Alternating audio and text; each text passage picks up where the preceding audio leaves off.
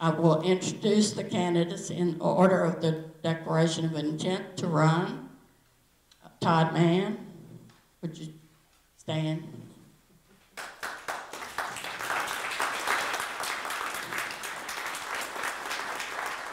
Marco Fitzpatrick, and this is his wife.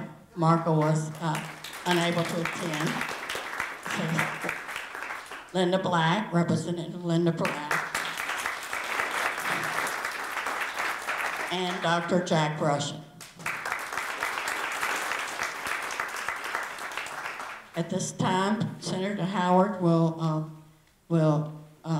ask the questions, and here you go. All right, thank you very much, Cindy. I wanted to make sure this microphone's working. Test. Okay. We will start for the 5-minute remarks with the first declared candidate, and that is Mr. Todd Mann.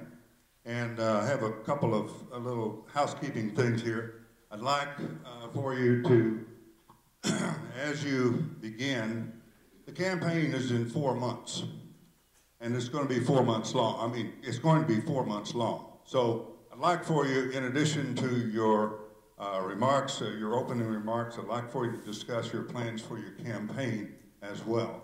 So, Mr. Mann, you have the floor, sir. Thank you, Madam Chairman and the rest of this committee. I would like to thank you for having me here today. It is an honor. I'd also like to say that I am Todd Mann and I want to be your next congressman of this district. One of the things I would like to mention is about my family a little bit. I'm married to Rita Mann. We have a son, Daniel, who is 12. And my family has been in the DeSoto area for over a century.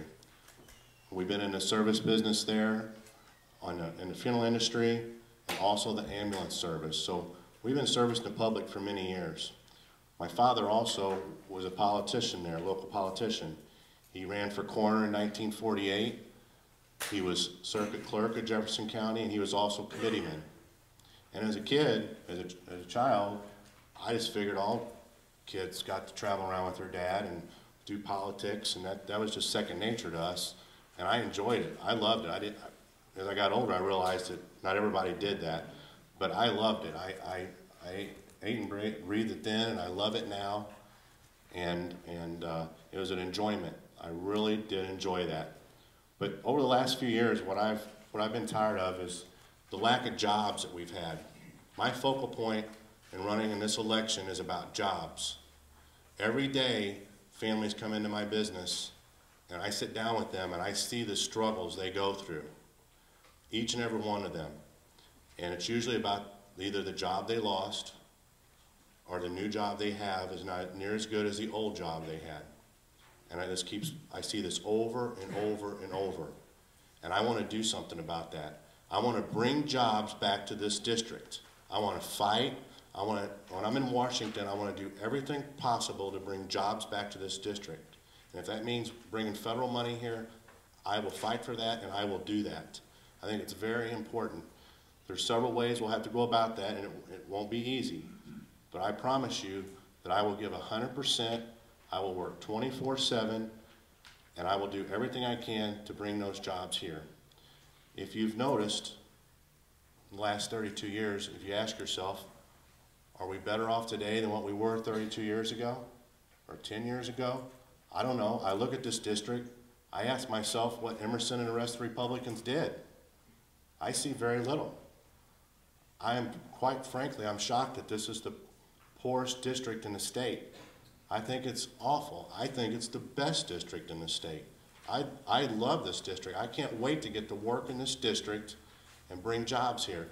That's inexcusable for a family to stay 32 years in Washington, and the best thing you can do is come out, quit early, and be a lobbyist. I'm appalled. I'm appalled. I think that we've lost something in our political world. I think that you have to have a heart. You have to care. One of the best things I've liked so far, somebody asked me the other day, what have you enjoyed the most so far? in this election process, because we got started right away. When we heard that Joanne was going to retire, we formed our committee, and I'll explain a little more there. But they said, what have you liked the best? What have I liked the best? Talking to all you committee people. How wonderful. I mean, you all, just talking to you, everyone has looked at the glass half full, not half empty. You've been positive. I love it. I'm ready to get back on the phone or come down here in person to see you all again and just hang out. It has been great. That has been the best thing that's pumped me up during this election so far is you all. And in order to win this, we're going to need each and every one of you helping us win this election. And you know what? We can do it. We can win this election. We can take this district back, and we can win this election. And we can turn this from red to blue. I promise you that. I'll tell you a little bit about my campaign. Immediately after Joanne announced her retirement, we put our team together. We started working hard. And it's a lot of hard work. There's a lot of things behind the scenes that you got to get done. We got our FEC paperwork filed. We got our EIN number. We built our website. It's tough, but it's been fun. I've loved every minute of it. I lose track of the time of the day. I was supposed to be at my son's basketball game last night. My wife called me and said, we're supposed to be at church before the basketball game. Where are you at? I said, well, we're still working on the campaign. But we are now in the process of fundraising. And we will raise enough money to win this race. With your help and others in our district, we will raise enough money and we will win this race. I promise you that. Thank you, and thank you to this committee, and I'd like to thank the other candidates too. It takes a lot, and I think, the thing I'd like to see is the camaraderie of these candidates. Whoever gets picked, we need to help one another. Right now what we hear, the Republicans are fighting. They can't make up their mind who they want, and let's hope they split and maybe one of them runs independent, and we'll let them peel some votes off that way, and we'll take this district back. Thank you. Thank you, Mr. Band. The next person up for opening remarks is Ms. Markle. Would you give us your first name when you come up, please? Also, again, we'd like for you to give us some idea and plan to discuss your campaign, because it is just a 4-month campaign. Good evening, ladies and gentlemen. Well, it's not good evening yet, it's good afternoon. My name is Ramona Fitzpatrick. My husband is Markle Fitzpatrick. We're from the big community village of Blodgett, Missouri. Mark could not be here. He is in Dallas, Texas. He had commitments, and when Mark makes a commitment, he stands by it. And he did try to get out of the commitments. He's got 3-day meetings down there. But Mark has basically given me his words. I'll be reading what he says. These are not my words, they are his. But he first opens up, says, I apologize for not being in attendance this evening and for asking my sweetheart, he calls me sweetheart, Ramona, to bear the burden of this campaign selection process. After sending my introduction letter to Mr. Cole and to Ms. Jinks and also to Mr. Duffy in Jefferson City, he did this last Thursday. He asked himself, how did I ever let this get so far? He's talked about doing something like this in the past, but he's just always kind of, I've always blown him off. But anyway, he said, how did it get this far? He says, our lives will become an open book, not that we have anything to hide, but the media can be cruel and condescending at times. Then it hit me. He said, I'm no more qualified than any other candidate, man or woman addressing you this evening, except for maybe the talents of persistence, patience, and long suffering. This is to say, getting the job at hand done in a timely manner. He wears many hats in his current position, and if you knew Mark, you'd know that he's either on the phone, he's putting out a fire, or he's going or coming from a meeting. And the only thing that I have to offer the 8th District is an honest empathy for my fellow man and a proven track record through hard work. I believe if you want to get a job done, give it to the busiest person you know. I want to thank you for this opportunity, and speaking for myself, I am glad to be here through my proxy, Ramona. I'm really angry at Congress at the moment for not getting anything accomplished for their constituents. Each party is locked up with their own agendas and are unwilling to talk.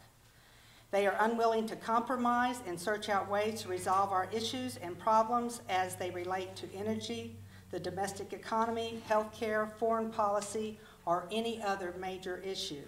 They are always going to make, are they always going to make the right decision? Probably not. But as Marx says, no decision is a decision.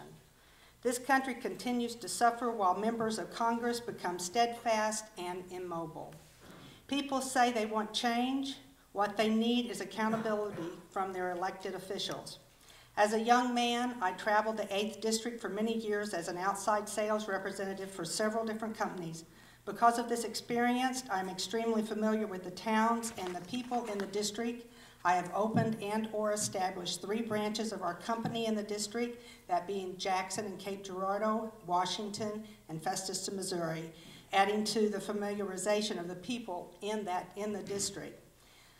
He was mayor of our little village of Blodgett, Missouri. He was only mayor for 2 years, but during that period, he helped secure a grant for the town's public water system, and this was accomplished by being able to get all parties, Republican and Democrats, together, involved and working together, and up until to the time that Mark was mayor, Blodgett had applied for money for a grant 9 times. And with Mark's help, we managed to get the money for that grant.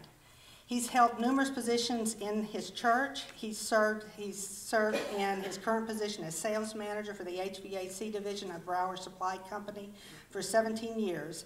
His duty includes supervision of 9 outside sales personnel, 12 branches, and 40 employees. And as an extension of this position, he serves also as a technical service advisor for the equipment.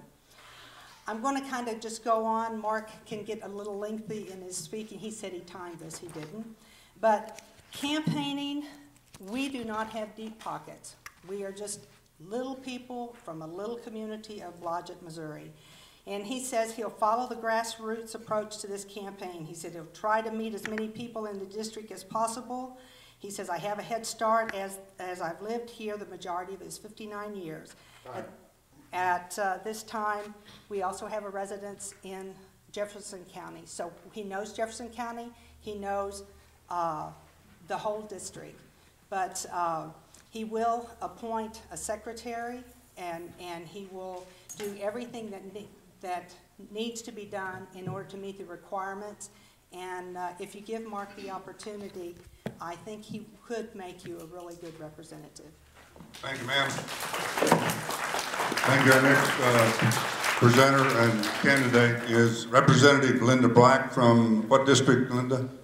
117. From District 117, State Representative District. Thank you, Linda. Proceed. Good evening, everyone, and I appreciate the candidates coming out today to share their views on their mission for the 8th Congressional District. And first of all, I think it's most important to thank you for coming here and sharing your input in democracy and the changes, hopefully, that occurs in the 8th Congressional District. To give you a little bit of background about myself, I came out of being in city government and county government as a city treasurer of Bonne Terre, the chief deputy treasurer of St. Francis County. Then I went a short time UAW working in the auto plant in Benton. From that time, I finished my education, degree in education as a school teacher and worked in the public school system for 12 years. And at that time, I ran for the House seat in 2008, and the rest is history. I've been there ever since. To let you know, in the future of the 8th Congressional District, there are several things that we're going to have to consider about adding to the economy of the 8th Congressional. We are the poorest congressional district in the state of Missouri. And how we move forward from this time on is we have to look at the educational platform of our nation. We have to look at how we're educating our children in our schools and how we're holding them accountable for the curriculum that we're teaching. We need to look at vocational training right now at the state level and the federal level. They're cutting vocational training, which is going to affect our welders, our electrician, our farmers, our future of the vocational workforce for America is being cut, and we have to prevent that from happening. On the other end of the spectrum, we have to provide those children with an efficient, effective education that's going to take them into the future and be our workforce of tomorrow here in the 8th Congressional District. So I'd like to see the educational platform of the nation move forward to be able to compete globally with jobs in the economy in the 8th Congressional District. I think it's ever important that we take a look at that farm bill that Congress is having a tough time negotiating and passing. We have many farmers in the 8th Congressional District that need that farm bill to pass so that they can get the crop insurance that they need to know that they're going to be able to put their tractors out into the field come spring. They're going to be able to plant and harvest and know that they have the backing of the government to do that, and that we're not going to leave them hanging should drought or flood come in between them and nature. So we want to make sure that that farm bill gets moved forward, that we not fight over urban Democrat and Republican issues. So I'd like to see the economy in the Boot Hill move forward through agriculture as it has always done in the past. We also have to look at the manufacturing that we've lost. And as a nation, we're not losing that as a portion of Missouri. We're losing that globally. And so as a nation, we have to take a look at what are we doing that we're following behind the rest of the world and losing manufacturing jobs. So it's time that Congress, I have run a business of cattle farm, but to get to know how to move business forward is to talk to the business leaders of Southeast Missouri, get their input on how we can help them to better run their companies, to be able to provide the support in Congress or nationally to get their businesses successful. How do we get Missourians to buy Missouri products? How do we get Americans to buy American products? And so that's the thing. You don't go to Congress with all the answers. You sit back and you listen to the solutions of other people and take their good ideas to Washington, D.C. with you. I just want to say in moving forward that I am known to be tenacious in Jefferson City. I'm known to be a hickory stump. You can't change my mind. I have my thoughts and my ideas, my ambitions, and they come from the people in the place that I was raised here in Southeast Missouri. I have a wonderful, supportive family. My husband, Dr. John Hagler, is the Director of Agriculture. I'm very proud of my son, who is a police officer in Crystal City. But I want to let you know the program and the placement and moving forward in the 8th Congressional District is putting together a strategy where people have a voice in Washington. And we take care of the debt ceiling when we sit down at the table of negotiation. And we don't call this a partisan issue anymore. We call this an issue about people, and we listen to their thoughts and their ideas of moving the nation forward. I would share my strategy of going forward. That is just putting together a team of effective people in the campaign. I don't want to really go into specifics because I know that we have media. We don't share our plan of attack. And I would love to sit down with the committee one-on-one and share my plan for moving forward. But I think it's important today to get to know who I am and know that if I'm put forward, I will give it 110%, and there will be a team put in place that can make this happen. Thank you very much.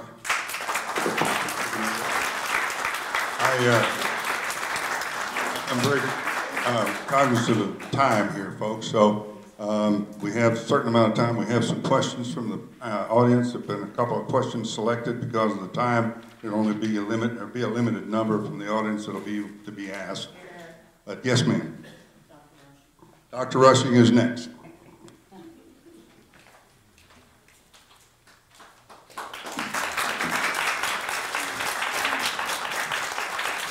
I want to thank the chair and the officers for the opportunity to be here today, and also the vice chairs and chairs of the districts and counties. Welcome all the guests and the media. We have a lot of work ahead of us. A little bit about myself.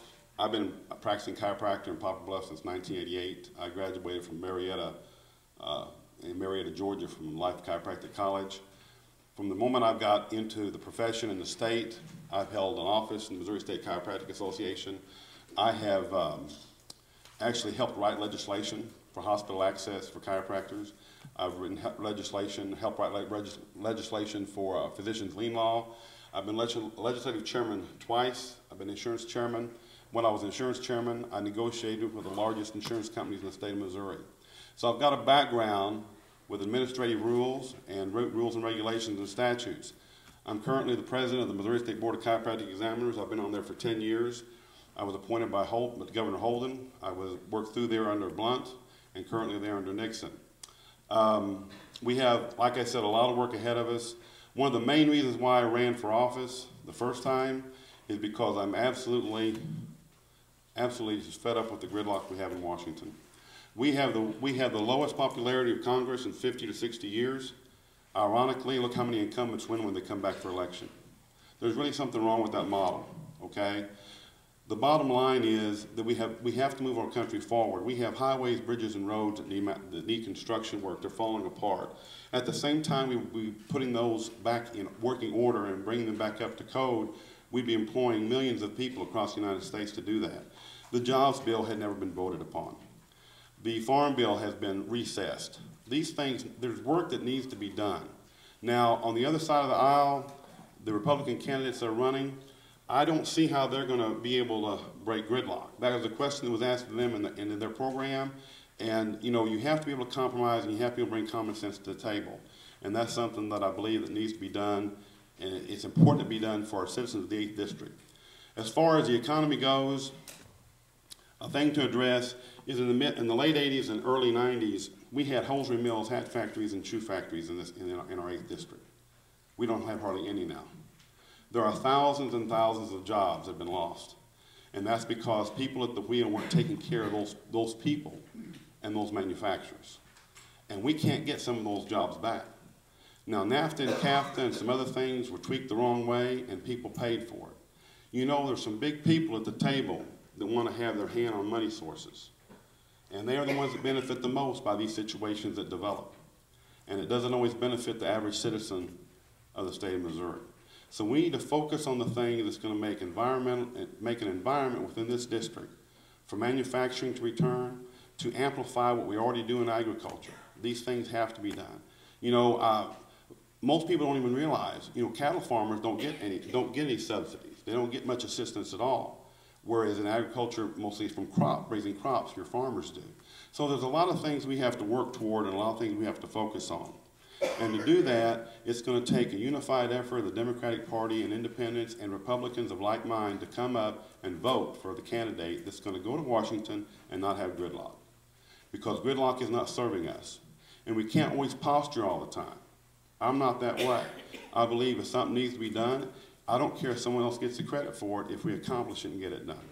Well, we have some good candidates here, and the first thing I say is I pledge that whoever's picked to run, and if it's other than me, I pledge that I'll work diligently to help the candidate get elected, whoever it is. So that's where I stand on those issues, and look forward to answering questions today on anything else of interest to the audience we have here today. 1 minute. And basically that's all I have at this time.